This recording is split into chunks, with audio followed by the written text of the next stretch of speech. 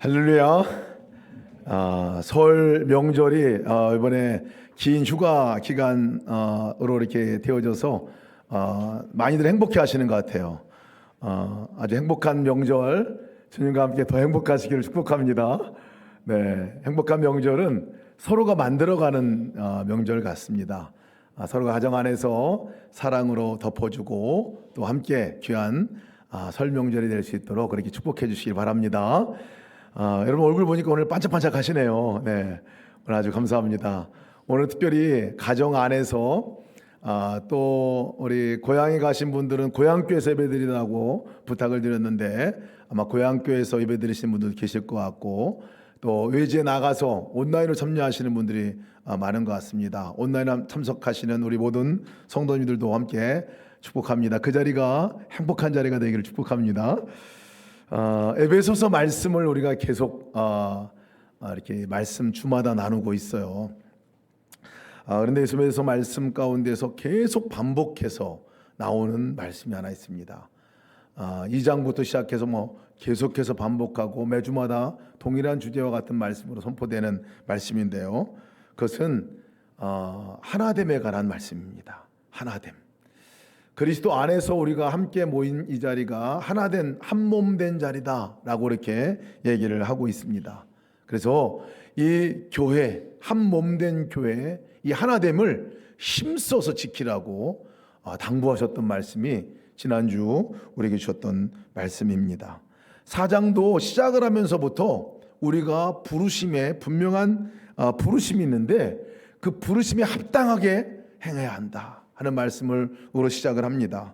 그러면서 하나 되게 하신 그 일을 힘써 지키라 강조해서 말씀을 하시는데 우리의 부르심은 바로 하나 되게 하시는 그 일을 위해서 불러주셨다는 것을 말씀해 주고 있어요. 성도의 소명이 뭐냐? 하나 되게 하는 것들을 잘 지키고 또 하나 되게 하는 일에 힘쓰는 사람이 성도의 직분이다, 본분이다, 사명이다 하시는 말씀을 해주고 있습니다. 우리 가정에서도 가정의 한 사람으로 세우신 것은 그 가정이 한 몸 된 공동체인데 그 가정을 하나 되게 하는 일로 지키기 위해서 하나 되게 하는 그 일을 위해서 우리를 부르셨다 이 말과 동일한 말씀입니다. 교회에 우리를 부르신 것도 교회가 한 몸 된 예수 그리스도의 몸인데 우리 모두가 다른 사람들이 모였지만 그 가운데 예수 그리스도 안에서 한 몸 된 공동체를 만들어가는 그 일 가운데 나를 한 지체로 불러주었으니 우리의 역할은 하나 되게 하는 일이 우리의 사명이고 역할이다 라고 말씀하고 있습니다. 하나됨이 얼마나 중요한지 몰라요. 왜냐하면 하나됨이 우리를 행복하게 하기 때문에 그렇습니다. 하나됨 가운데서 우리가 진정한 평강을 누릴 수 있기 때문에 그렇습니다. 하나님과 나눠지고 갈라졌던 관계가 하나 될 때 우리는 진정한 구원의 역사를 경험하고 진정한 기쁨을 경험하고 진정한 행복을 경험할 수 있기 때문에 하나님과 우리의 하나됨을 위해서 주님은 생명을 다해서 그 일을 감당하셨던 것이죠.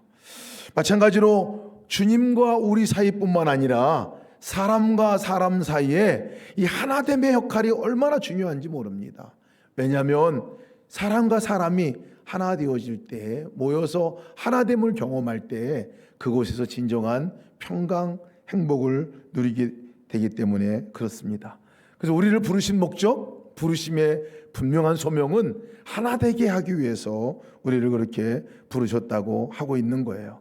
4장 3절 보면 제가 메시지 성경으로 읽어드릴 텐데요. 이 말씀은 바울이 강조해서 또 말씀하고 있는 부분입니다. 우리가 무엇을 해야 할 것인가에 대한 부분들을 말씀하고 있는데요.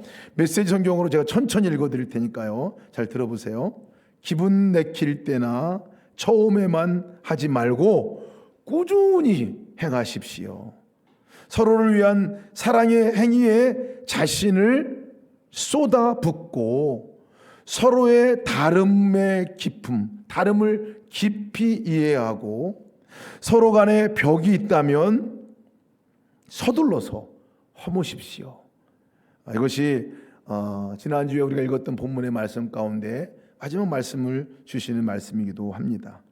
힘써서 끊임없이 포기하지 않고 이 하나됨을 이루라 하는 것을 말씀하고 있습니다. 너무나 다른 사람, 그 다름을 이해하고 있던 벽들도 허물어내는 이 일이야말로 우리가 끝까지 포기하지 말고 지켜야 할 일이다 하는 것들을 얘기해 주고 있어요. 여러분, 천국의 모형을 이 땅에 우리에게 주셨거든요. 하나님께서 이 땅에서 천국을 경험할 수 있는 두 모형을 주셨어요. 하나가 가정이고요, 하나는 교회입니다. 그래서 가정에서 천국을 경험할 수 있고 우리가 교회에서 천국을 경험할 수 있다 하는 것이죠. 근데 이 가정과 교회의 특징이 있습니다. 그것은 뭐냐면 가정과 교회는 한 몸 된 공동체라는 거예요. 한 몸이라는 것을 성경은 얘기해 주고 있습니다. 여러분, 가정이 어떻게 시작이 됐습니까? 너무나 다른 두 사람이, 너무나 다른 두 남녀가 한 몸이 되어서 한 몸 된 하나 된 공동체를 이루는 것이 결혼의 시작입니다. 너무 신비롭지 않아요? 달라도 너무 달라요. 그런데 하나라고 말합니다. 한 몸 된 공동체라고 말합니다. 그리고 한 몸 된 것을 이루어 나가라고 얘기하고 있어요. 교회도 마찬가지입니다. 교회도요, 너무나 다른 사람들이 예수님 믿는 그것 하나로 한 몸 된 공동체로 모여서 우리가 공동체를 이루고 있는 곳이 교회입니다. 그래서 이 교회를, 가정을 설명할 수 있는 유일한 하나됨의 근거는요, 바로 예수 그리스도 안에서 하나 되는 하나됨입니다. 그래서 교회를 그리스도의 몸이다 라고 얘기를 해요. 가정도 마찬가지예요. 그리스도의 몸이다 라고 얘기를 이렇게 해야 합니다. 하나 되라고 불러주신 공동체, 이미 한 몸으로 불러주신 공동체가 가정이고 교회인데요. 왜 심서 지키라고 말했냐면요, 심서 지키지 않으면 깨지기 때문에 그렇습니다. 사단이 얼마나 이 한 몸 된 것을 싫어하는지 계속해서 집요하게 공격해 오는 영역이 가정이고 그리고 교회이기 때문에 그렇습니다. 이걸 깨부수는 게 사단의 목적이에요. 그리스도인들은, 또 가정의 일원인 우리는 그렇기 때문에 이걸 지켜내야 하는 거예요. 깨어진 가정들이 얼마나 많은지 모릅니다. 이렇게 저렇게 정말 많은 부분들이 무너져 있는 가정들을 보게 됩니다. 서로가 오해하고 갈등이 있고 깊은 상처로 인해 가지고 그것을 그대로 간직한 채 해결하려고 하지도 않고 끝까지 가는 가정도 있습니다. 그래서 보이는 현상이나 서로가 가정 안에 겪었던 그것들로 인해서 손절하고 지내고 있는 사람들도 꽤 많습니다. 심지어는 관계가 완전히 깨어져서 더 이상 상종도 하지 않는, 법적으로도 이혼을 하거나 이제 부모와 자식 간에 아예 쳐다보지도 않는 관계까지 간 가정도 많이 있어요. 이것은요, 하나님께서 우리 가운데 원래 계획하신 목적이 아니지요. 사단이 계속해서 깨고 또 깨는 그 일들을 하고 있어요. 그래서 저희가 소명이 있는데 그 가정의 하나됨을 지키는 것이 우리의 소명입니다. 교회도요, 많은 교회들이 분열이 되고 깨어진 것을 경험합니다. 근데 여러분, 이 깨어짐을 경험할 때에 정말 아파요. 정말 고통스럽습니다. 그 가운데 진정한 행복을 우리가 찾기가 어렵습니다.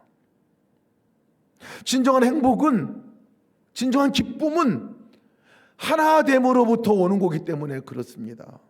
우리가 하나 되는 것이 깨어질 때 그 상태를 생각만 해도 우리는 마음 안에서부터 기쁨보다는 슬픔이, 분노가 올라오게 되는 것들을 봅니다. 지켜내야 합니다. 이 하나됨을 우리가 지켜야 합니다. 천국을 누려야 할 곳인데 오히려 그것이 고통의 장소가 될 수 있는 것이 가정이기도 하고 교회이기도 하기 때문에 그렇습니다. 깨어져서 홀로 있는 그 상태를 보면요, 사단의 밥이다 라고 얘기할 수밖에 없어요. 계속 공격하고 계속 넘어뜨리는데 무방비 상태로 그냥 넘어져 있습니다. 공동체를 떠날 때의 이야기입니다. 근데 하나님께서 이 하나됨을 힘써 지키라고 말만 하지 않으셨어요. 너 하나됨 거 힘써 지켜야 해, 이렇게 하고 끝나지 않았어요. 하나님께서 그 하나됨을 지키기 위해서 우리에게 주신 선물이 있다고 말씀하고 있습니다. 7절 말씀 보면 우리 각 사람에게 그리스도의 선물의 분량대로 은혜를 주셨나니 라고 말하고 있습니다. 우리에게 선물을 주셨어요. 하나됨을 지킬 능력을 주셨다는 거예요. 하나됨을 이룰 수 있도록 우리 가정이 하나 되고 교회가 하나 되는 공동체가 세워지도록 나에게 독특하고 특별한 나만의 은사를 또한 주셨다고 말씀하고 있습니다. 그것을 잘 발견하고 그것을 잘 돌아볼 필요가 있습니다. 저는 이 말씀을 바로 하고 났어요. 8절에 바로 이어지는 말씀이 처음에 잘 이해가 안 됐어요. 바로 선물의 분량대로 은혜를 주셨다, 은사를 우리에게 주셨다고 말씀하면서 그 다음 말씀이 그가 위로 올라가실 때에 사로잡혔던 자들을 사로잡으시고 사람들에게 선물을 주셨다, 뜬금없이 뭔가 쑥 들어오는 말씀이 잘 이해가 되지 않았는데요, 이 말씀을 찾아보니까 시편 68편 16절 말씀을 인용한 말씀이에요. 바울 사도가 왜 인용을 했느냐면요, 이 말씀은 하나님께서 우리에게 대적을 물리칠 능력을 주셨다라는 말씀을 해주기 위해서 이 말씀을 인용한 거예요. 시편 68편 35절 말씀 보면 이스라엘의 하나님은 그의 백성에게 힘과 능력을 주시나니 라고 말씀하고 있어요. 하나님께서 하나됨을 지키기 위해서 또 하나됨을 이루기 위해서 우리에게 힘과 능력을 주셨다라는 말씀을 하기 위해서 이 말씀을 인용하고 있는 거예요. 마치 선물을 설명하기 위해서, 우리가 준 선물을 설명하기 위해서 전쟁터에 나가서 적군과 싸워 이기고 났을 때에 그 당시에 사람들이 포로를 잡아오거나 전리품을 획득해 옵니다. 근데 그 전리품을 획득해 온 것을 다른 사람들에게 다 나눠주는 모습을 시편 68편에서 미리 얘기를 하고 있어요. 전리품을 나눠주는 것 같이 우리 모두에게, 너희들에게 하나님께서 선물을 주셨다는 거예요. 각자에게 맞는 선물을 주셨다는 거예요. 각자에게 맞는 그 은사, 능력을 주셨는데 그 능력은 하나됨을 이루기 위해서 충분한 능력이라고 말씀하고 있습니다. 하나됨을 깨는 사단의 그 권세와 사단의 계력으로부터 능히 이길 수 있는 그 능력과 권세라고 말씀하고 있어요. 그래서 이 시편 구절을 인용하고 있는 거예요. 우리 성도들에게 주셨던 그 은사가 하나님의 능력이다라고 말씀하고 있는 겁니다. 우리가 가정이 깨어지거나 가정에 어려움이 있거나 정말 포기하고 싶고 정말 도망가고 싶고 때로는 상종하고 싶지 않은 상태에 갈 때가 참 많습니다. 그럴 때 하나님을 지키라고 말을 들으면 나는 할 수 없어요, 나는 그 일이 어려워요, 더 이상 못하겠어요 라고 말할지 모르겠어요. 그런 그들에게 하나님께서 말씀하는 말씀입니다. 그래, 너는 할 수 없어. 그러나 내가 내 안에 있는 한, 내가 네 안에 할 수 있는 능력을 심어 놓았어. 그것을 내 속에 두었어 라고 말씀하는 것입니다. 우리의 힘으로 하는 것이 아니라 하나님께서 우리 안에 그것을 감당할 수 있는 힘과 능력을 주셨고 특별한 은사를 주셔서 그것을 이룰 수 있도록 해 주셨다는 말씀입니다. 교회 안에서도 마찬가지입니다. 때로는 내가 교회에서 섬길 게 뭐가 있겠습니까? 내가 하나됨을 위해서 교회 안에서 내가 무엇을 할 수 있겠습니까? 나는 잘 못해요, 그냥 예배 드리는 거 하나가 내가 할 수 있는 일입니다 라고 말할 수 있을지 모르겠어요. 여러분, 각자에게 주셨던 특별한 하나님의 은사를 발견하셔야 합니다. 그리고 그것을 마음껏 쓰시고 마음껏 발휘하셔야 합니다. 그것이 우리에게 주신 소명이기 때문에 그렇습니다. 오늘 본문에서는요, 그래서 그 은사, 선물이 무엇인지를 소개하고 있어요. 물론 오늘 소개하는 이 은사는 다양하지만 대부분 공통된 분모가 있습니다.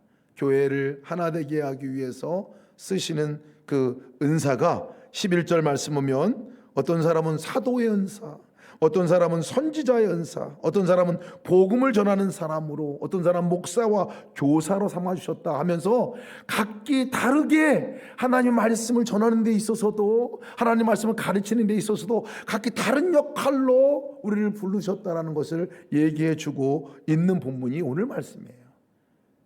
에베소서 말씀은 이렇게 한정적으로 말씀을 전하는 사역에 대해서 말씀하고 있지만, 로마서 12장에 똑같은 사도 바울이 하시는 말씀이 있어요. 이와 같이 우리가 많은 사람들이 그리스도 안에서 한 몸이 되어 서로가 지체가 되었느니라. 우리에게 주신 은혜대로 받은 은사가 각기 다르니라고 말해요.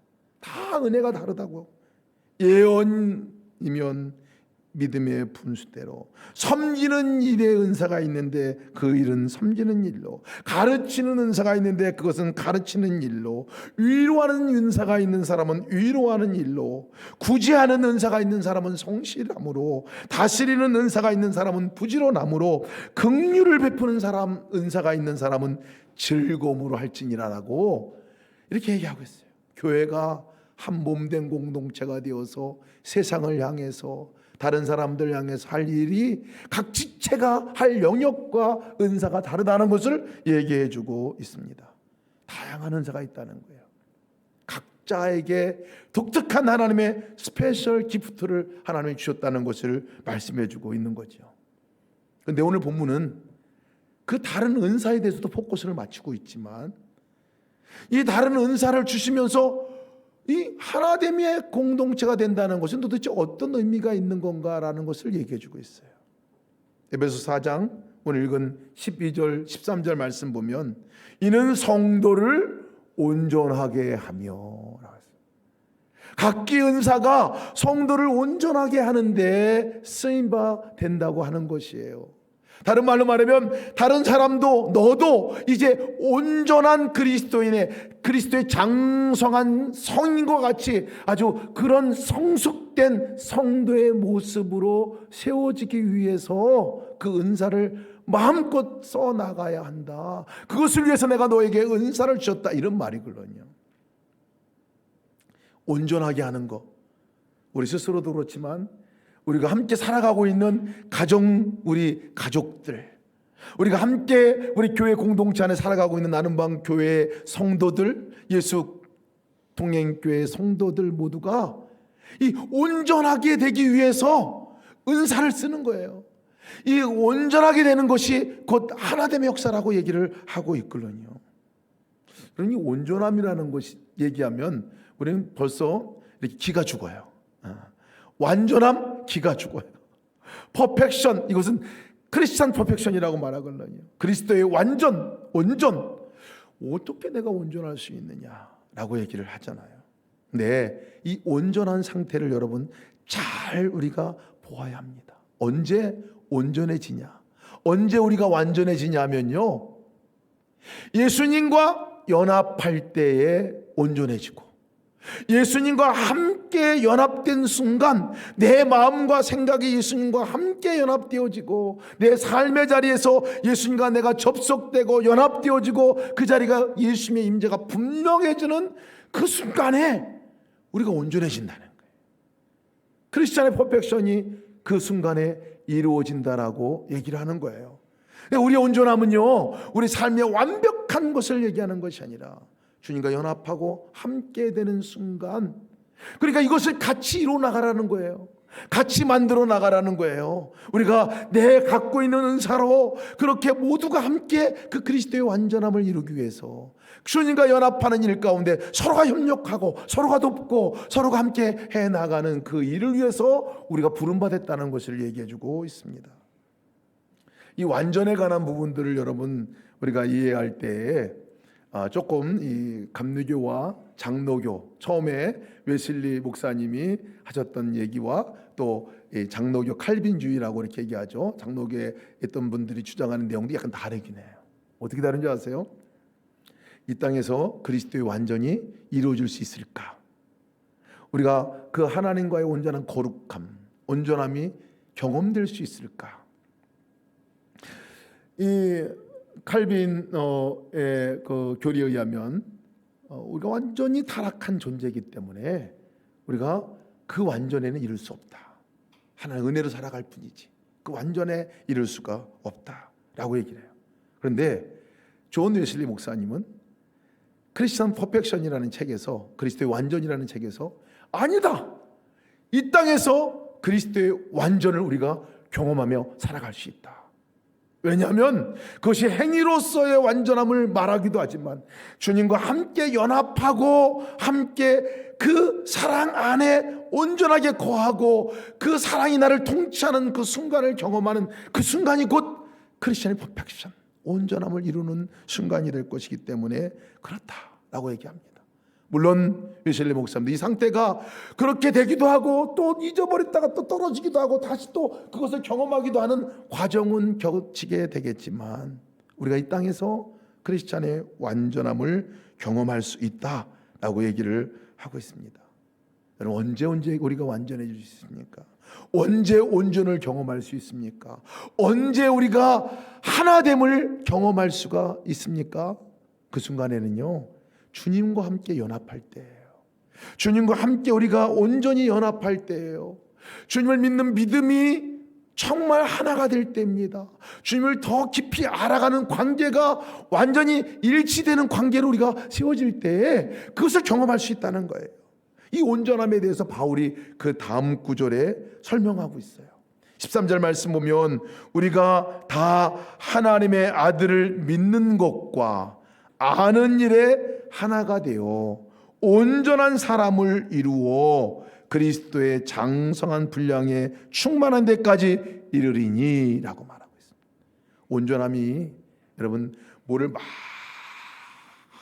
많이 행위를 정말 쌓아서 거룩한 성인 군자가 되는 상태를 말하는 게 아니라요, 온전함은 예수 그리스도를 믿는 믿음, 이 믿음이 깊어지는 거예요. 우리가 늘 말씀드리지만 이 믿음은 하나님과의 관계입니다.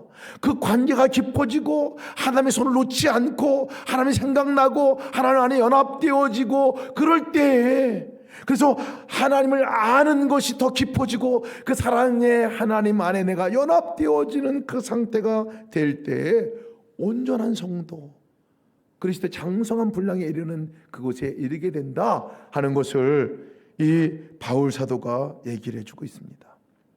어떻게 여러분 나눔방 교회에 우리 성도들이 하나가 될 수 있을까요?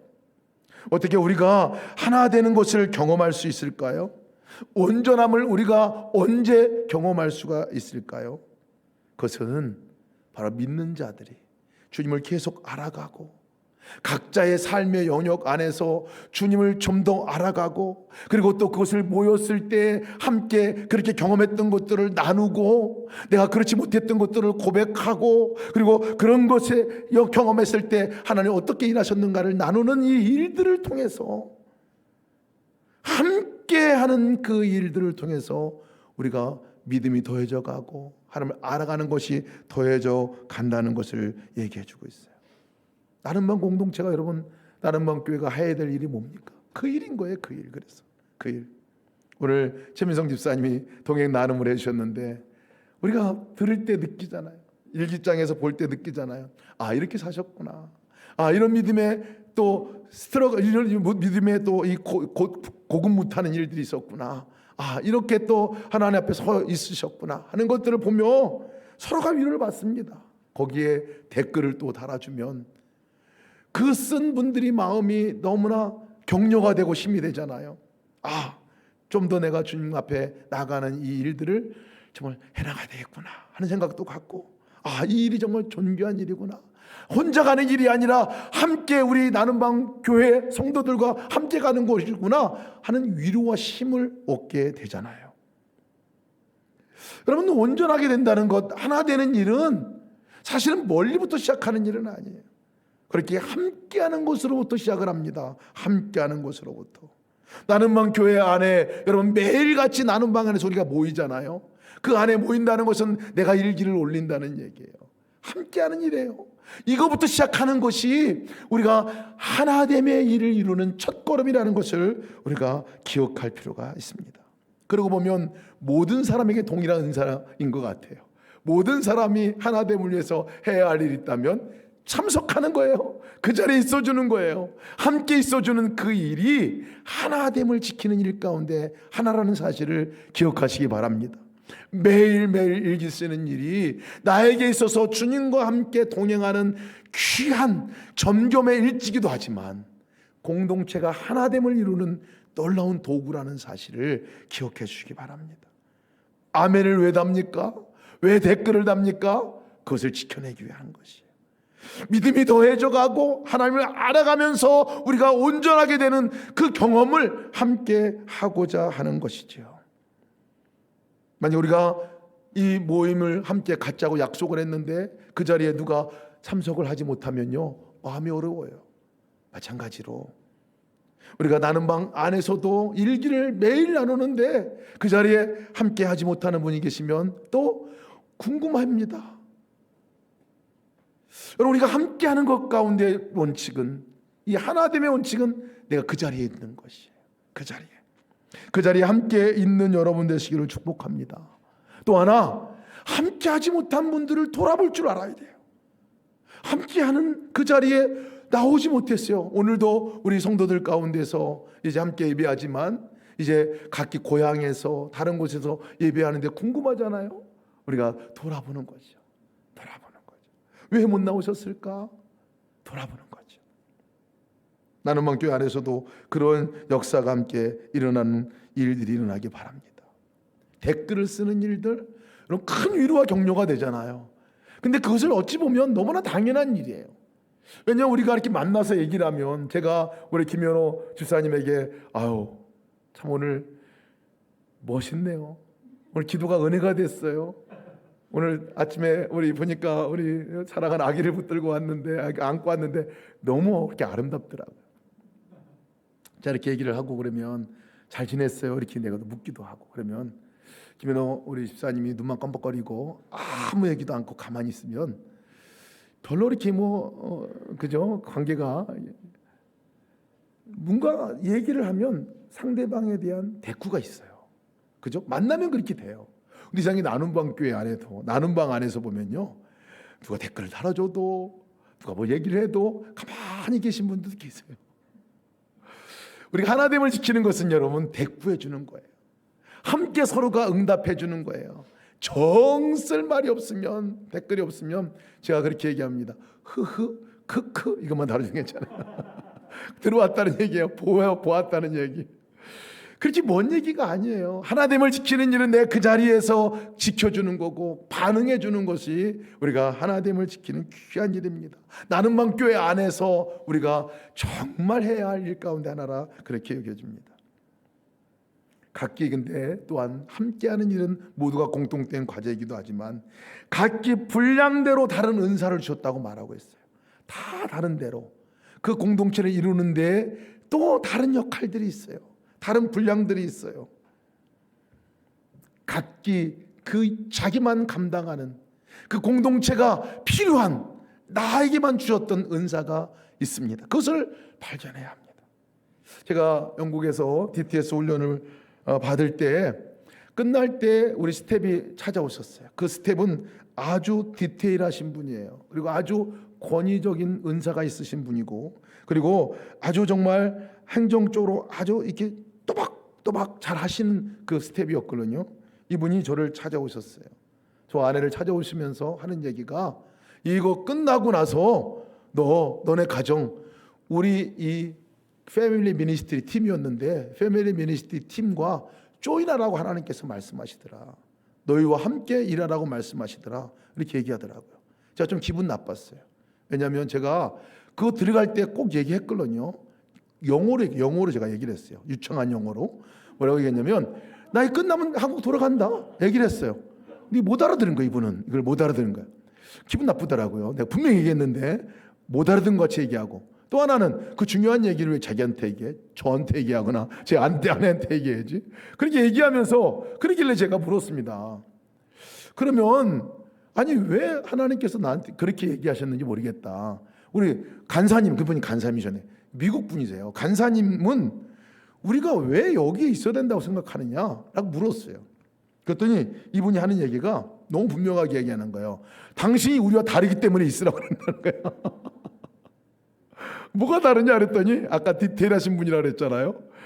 그 전에 우리 모든 학생들이 무슨 테스트를 했냐면 디스크라고 DISC 디스크 성격검사 테스트를 했는데 성격검사 테스트 가운데 자기 스태프들로 일하는 사람들 가운데 저의 성향만 없다는 거예요. 제 성향만.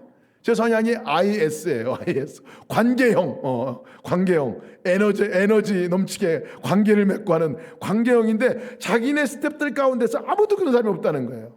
그렇기 때문에 당신이 필요합니다라고 얘기를 하더라고요. 이분은 DS형이었어. DS형. 그분은 권위적이고 행정적이고 뭐 이런 부분들 아주 안정적이고 뭐 이런 것들의 성격의 소유자였어요. 다른 분들 다 비슷비슷했어요. 제가 그 얘기를 듣고 사실 일리가 있었습니다.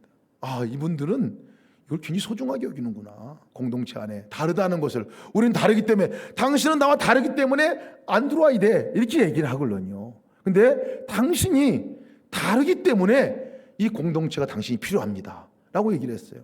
결국 여러 가지 응답도 받고 그 말에 현혹돼서 제가 거기에 스텝으로 한 학기 동안 일한 적이 있습니다. 너무나 동의가 됐습니다. 여러분 맞아요. 우리가 다르기 때문에 필요합니다. 다른 사람이 그 자리에 있는 것이 필요한 거예요. 다른 은사가 있기 때문에 그 자리에 필요한 거예요. 여러분 부부도 마찬가지거든요. 부부가 성향이 너무나 달라요. 같은 사람이 없어요. 여러분 부부 성향이 95% 이상이 거의 반대예요. 거의 반대. 저와 제 아내도 여러분이 딱 보면 알겠죠. 다 틀린 거 완전히 달라요. 체질도 달라. 성격도 달라요. 완전히 달라요. 왜 너무나 다른 사람을 한 몸으로 만들어 주셨냐는 거예요. 그것은 서로가 보완하라고, 서로의 부족함을 상대방이 채워주라고 그렇게 불러주시고 하나 되게 하신 거거든요. 왜 교회 안에 그렇게 다른 사람들을 다 묶어서 한 몸된 공동체라고 말하냐고 하냐면요, 서로가 다 다른 것을 발휘해서 단점들을 보완하라고 그렇게 하신 거예요. 여러분 은사가 뭔지를 내가 모른다라고 얘기하는 분들이 계셔요. 여러분들은 여러분 은사를 아십니까? 뭐 성격 검사 막 하고 뭐 이렇게 막 하고 막 그렇게 하는데 안 해도 괜찮아요. 제가 간단히 알려드릴게요. 간단히. 은사를 여러분 발견할 수 있는 방법은요, 여러분 가정 안에서 가정이 한몸 되기 위해서 여러분들을 필요로 하거든요, 사실. 근데 뭐를 어디서 어떻게 해야 될지 모르잖아요. 그때 발견할 수 있는 은사가 있어요. 교회 안에서도 교회가 한몸된 공동체가 되기 위해서 여러분들을 필요로 하거든요. 각 지체 하나하나를 필요로 하는데 난 잘 모르겠어요 이렇게 하는 분들이 계신데요, 분별할 수 있는 좋은 방법이 하나 있어요. 그것은 여러분 마음에 그거 보면 마음이 불편해. 처음 왜 저렇게 하지? 이렇게 생각이 들면요, 그게 은사예요.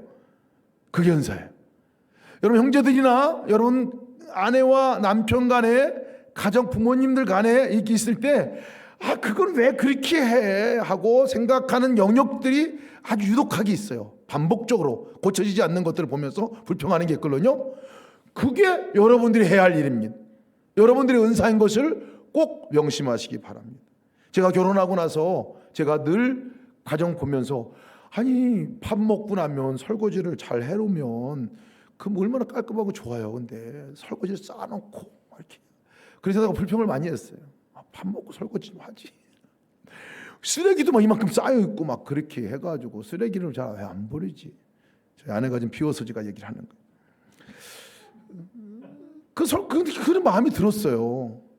근데 여러분 제가 보니까요, 나중 보니까 그거는 아내가 할 일이 아니라 제가 할 일이에요. 제 은사더라고요. 어느 날 그거 네가 하라고 너 두 사람 만나게 한 거야. 아내가 하기가 힘드니까 음식 다 준비하고 나서 그것까지 또 하고 또 집안 치우기까지 하고 분리수거 노동이 필요한데 그건 네 은사야. 네가 할 일이야. 그 다음부터 제가 설거지를 시작했습니다. 참 이것이 오래되지 않았어요. 사실은 그리고 분리수거를 하기 시작했어요. 제 은사더라고요. 제 은사예요. 여러분 설거지가 엄청 잘합니다. 설거지 반짝반짝하게 해요. 물론 가끔가다 밥풀도 붙어있긴 하지만 가끔 이거 분리수거하는 거 제가 잘해요. 보니까 은사더라고요. 아내가 하려면 힘써서 해야 되고 힘 어려운데 제가 하면 금방 끝나더라고요. 불평했던 것들이 나중에 보니까 내가 해보고 나서 하니까 아주 그것이 은사인 것을 제가 알게 됐어요. 저는 요리는 잘 못합니다. 요리는 못해요. 그러나 다림질도 잘해요. 여러분 불편해 보이는 것들이 있다면 은사인 거로 알고요. 형제들 만날 때 왜 너는 그렇게 라고 하는 것을 험담하고 비난할 게 아니라 그것을 볼 수 있는 눈을 가진 해안을 갖고 있는 여러분들은 그 일을 해결할 수 있는 유일한 사람이라는 사실을 기억해야 합니다. 교회에서도요 은사가 잘 모르겠어요 하면요, 여러분 찬양팀들 볼 때 여러분 마음이 편안하십니까? 저는 은혜가 돼요. 너무 은혜가 돼. 저는 그래서 찬양이 은사는 아닌 것 같아요. 근데 찬양을 들을 때 음이 틀렸어. 여기 틀려, 여기 틀려. 왜 그렇게 오와 열은 잘 안 맞는 거야? 음량은 왜 안 나가는 거야? 이렇게 생각하고 좀 보신 분들이 계시면요, 그거 은사예요. 여러분 그런 분들은 찬양팀 빨리 신청해야 돼요. 그게 왜? 다른 사람은 안 보이기 때문에 그렇습니다. 이전에 한 집사님 아버님이 방송국에 일하셨는데 이 음향이 잘 안 나온다고, 그분은 교회 나오시지도 않는 분인데 영상으로 예배드리신 분이었걸요. 그분은 그래서 우리에게 이 저기를 선물을 하시려 그랬어요. 이 음향 기기를. 왜냐하면 그분은 음향을 들으면 뭐가 틀린지 정확하게 알아맞히시는 분이에요. 그분은 음향을 하셔야 되는 분이에요. 섬기시는 분, 방송실에 와서 섬기셔야 할 분이에요. 은사가 각기 다릅니다. 은사가 각기 달라요. 어떤 분은 들어오면서 이렇게 들어올 때 뭐 전선이 막 너르부러지거나 또 이렇게 이렇게 먼지 덩어리로 다 굴러다니는 것이 보이는 분이 계세요. 저 같은 분은 안 보이걸요. 보이는 분이 계세요. 그러면 여러분 왜 그것을 정리를 안 했을까 이렇게 생각하는 그 영역이 있다면 그게 여러분들의 은사라는 거예요. 그 자리가 여러분 지켜야 될 은사의 자리예요. 그냥 하면 되는 거예요. 가서 그것이 내가 하나됨을 지키고자 하는 그 자리에 나를 부르시고 은사를 주셨다는 사실을 꼭 기억해야 합니다. 아이들을 애들이 시끄럽지, 왜 애들이 다 통제가 안 되지, 애들은 왜 지금 영성일기 쓰고 동영일기 쓰고 막 K대니 그거 좀 안 하는 것 같은데 왜 안 되지? 여러분 그것을 볼 수 있는 눈을 갖고 있다면 여러분들이 그 일을 해야 할 그 일이라는 사실을 기억해야 합니다. 간식을 좀 업그레이드 해야 되는데 식사는 언제부터 하지? 막 그것에 대해서 막 관심이 갖고 뭐 이런 분들, 그것은 내가 할 일인 거예요. 우리의 은사가 묵혀둬서는 안 됩니다. 우리의 은사를 그냥 가만히 놔둬서는 안 돼요. 여러분들의 은사를 마음껏 써야 하나됨을 지키는 일 가운데 쓰임받을 수가 있습니다. 제가 지난주에 덴젤 워싱턴이라는 배우, 감독이기도 한데요, 크리스찬 배우이기도 합니다. 아주 미국 대중문화의 아이콘이라고 말하는 이 덴젤 워싱턴 이분의 연설을 들었어요. 필라델피아 대학 졸업식에서 연설을 들었을 때 아주 인상 깊게 들었던 내용이 있습니다. 재능을 사용하라 하는 것들에 대해서 학생들에게 도전했던 얘기예요. 그러면서 하는 얘기가 재능을 사용하라, 그런데 실패를 두려워하지 마라, 이것을 얘기를 하면서 아내가 자기에게 해줬던 얘기를 인용해서 이렇게 얘기하더라고요.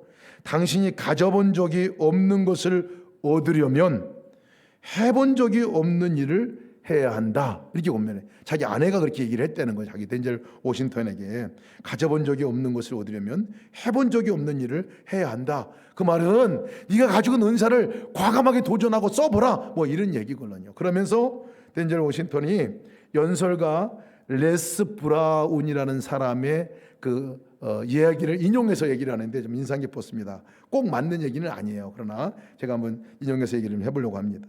당신이 임종을 맞이하고 있다고 상상해 보세요. 이 레스 브라운이라는 사람이 얘기한 거예요. 침대 곁에는 많은 유령들이 서 있는데 이루지 못한 잠재력을 상징합니다. 실행하지 못했던 아이디어의 유령, 사용하지 않은 재능의 유령, 사용하지 않은 은사, 이런 유령들이 침대 곁에 서 있습니다. 그 유령들이 화나고 실망스럽고 당황스러운 표정으로 이렇게 당신에게 얘기할 겁니다. 내가 우리에게 생명을 줄 수 있었을 텐데 그렇게 하지 않았기 때문에 우리가 너에게 지금 온 거야. 이제 우리는 함께 무덤으로 갈 거야. 여러분이 임종을 맞을 때 얼마나 많은 유령이 침대 옆에 서 있을까요? 대학생, 졸업한 대학생들에게 이 말을 인용해서 얘기를 해주고 있는 거예요. 세상이 여러분들의 재능을 필요로 합니다. 세상은 많은 것이 필요하고 사람들은 여러분들을 필요로 합니다. 여러분들의 재능, 기도, 여러분의 소중한 것까지도 필요로 합니다. 연구차가 갈 때 이삿짐이 따라가는 것을 볼 수 없습니다. 죽을 때는 아무것도 가져갈 수 없습니다. 그러나 지금 여러분들의 은사와 재능을 마음껏 발휘하십시오. 이 얘기가 연설이었는데 제가 좀 인상 깊었어요. 왜 인상 깊었냐면요, 제가 이 설교를 하기 위해서 준비하고 있을 때 들었던 연설이기 때문에 그렇습니다. 숨겨둬서는 안 돼요.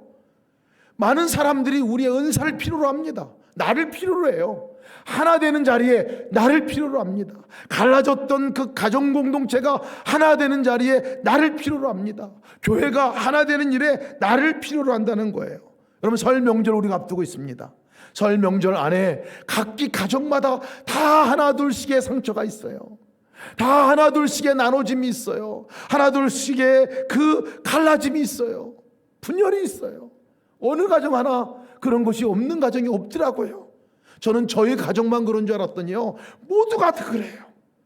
여러분, 이 설 명절 때 하나님께서 우리의 가지고 있는 독특한 은사를 쓰기를 원하신다는 사실을 기억하시기 바랍니다. 말의 은사가 있는 분들이 있어요. 말로 여러분 격려하고 말로 칭찬하고 위로하는 그 일을 다른 때가 아니라 이번에 하시기를 축복합니다. 나는 말로는 잘 못해요. 그러나 글은 잘 써요. 카톡 엄청 보내시기 바랍니다. 카톡 보내고 위로의 말과 섬김의 말을 보내주시기 바라요. 말도 안 되고 쓰는 것도 안 돼요. 그러나 영상은 잘해요. 여러분, 줌으로 보내주시기 바랍니다. 말의 은사나 이런 은사가 없는 분들, 그래 나는 나눔의 은사는 있어요. 나눠주는 건 잘해요. 뭔가를. 그러면 여러분 나눠주세요. 가지고 있는 것들을 선물로 나눠주세요. 나는 몸으로 섬기는 일은 잘할 수 있어요. 안마, 내가 전문입니다. 제가 조금 준전문이긴 한데 전문입니다. 가서 안마해 주고 몸으로 섬겨주고 하는 일들, 이것도 저것도 없는데 나는 그래도 하나님께 돈 버는 재주 주셔가지고 내가 지금 가지고 있는 재정이 있어요. 마음껏 쓰시기 바랍니다. 나눠주는 일 가운데 쓰시기 바라요. 여러분, 우리가 가지고 있는 그 하나 이번에 발견하고, 여러분 불편한 그 관계 가운데서 내가 쓰임받을 때 가정 안에 하나됨의 역사가 일어나게 될 것입니다. 여러분들을 통해서 위로받는 사람들이 생기게 될 것이고요, 여러분들을 통해서 갈라진 그 관계가 조금 더 가까이 나가는 기회가 될 것입니다. 이 모든 일을 행함에 있어서 사랑으로 행하여야 합니다. 모든 사람들은요, 사실 절박하게 필요로 합니다. 갈급함으로 필요로 합니다. 도와줄 사람을 필요로 합니다. 말은 필요 없다고 말하지만 그 도와줄 사람이 필요하는데 그 도와줄 사람이 다른 사람이 아닌 저와 여러분이라는 사실을 기억하시고, 우리가 가지고 있는 그 은사를 이번 설 명절에는 가족을 위해서 잘 쓰시기를 주의 이름으로 축복합니다.